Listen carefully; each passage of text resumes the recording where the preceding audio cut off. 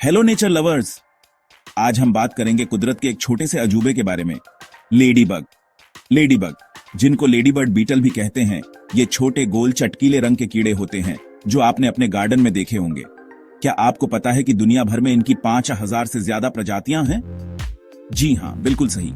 और इनमें से लगभग 450 प्रजातियां सिर्फ नॉर्थ अमेरिका में पाई जाती हैं।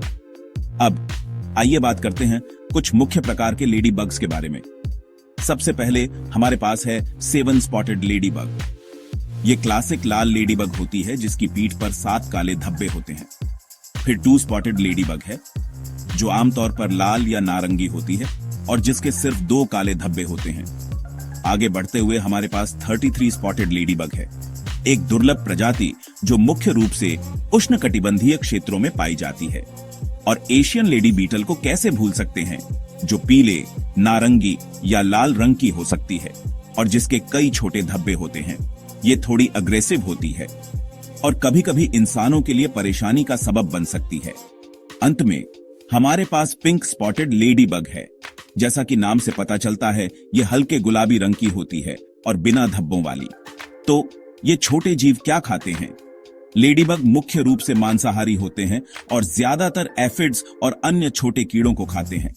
एफिड्स छोटे रस चूसने वाले कीट होते हैं जो फसलों को नुकसान पहुंचा सकते हैं और एक अकेला लेडीबग अपने जीवन काल में 5000 से ज्यादा एफिड्स खा सकता है।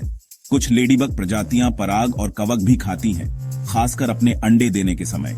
जीवन काल की बात करें तो एक लेडीबग के जीवन चक्र में 4 चरण होते हैं। यह सब एक स्टेज से शुरू होता है जहां एक मादा लेडीबग एक बार में 5 से 50 अंडे देती है जो लगभग 4 से 10 दिनों में फूटते हैं। इसके बाद लार्वा स्टेज आता है जहां लार्वा छोटे मगरमच्छों की तरह दिखते हैं और खूब खाते हैं। फिर वे प्यूपा स्टेज में प्रवेश करते हैं, एक आराम का चरण जहां वे एक कठोर खोल के अंदर विकसित होते हैं।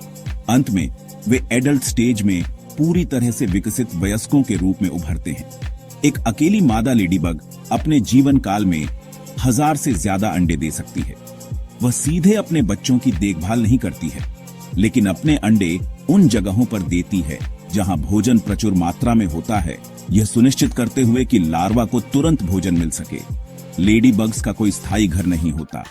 वे फसलों और बगीचों में पाए जा सकते हैं जहां वे एफिड्स का शिकार करते हैं, सर्दियों के दौरान पेड़ों की छाल के नीचे और यहां तक कि इमारतों के अंदर भी आश्रय ढूंढते हैं। जब वे सर्दियों के दौरान घरों पर हमला करते हैं तो वे अक्सर अंधेरे कोनों और दरारों में इकट्ठा होते हैं। तो क्या लेडीबग इंसानों के लिए हानिकारक हैं? ज्यादातर नहीं। वे हानिकारक कीटों को खाकर किसानों की मदद करते हैं और प्राकृतिक कीटनाशकों के रूप में कार्य करते हैं। हालांकि कुछ प्रजातियां जैसे एशियन लेडी बीटल मनुष्यों को काट सकती हैं और हल्की एलर्जी पैदा कर सकती हैं। जब वे बड़ी संख्या में घरों पर हमला करते हैं तो वे थोड़े परेशान करने वाले हो सकते हैं। अंत में लेडीबग कुदरत का एक अनमोल तोहफा है जो फसलों की रक्षा करने और पारिस्थितिक संतुलन बनाए रखने में महत्वपूर्ण भूमिका निभाते हैं। जबकि कुछ अग्रेसिव प्रजातियां कुछ समस्याएं पैदा कर सकती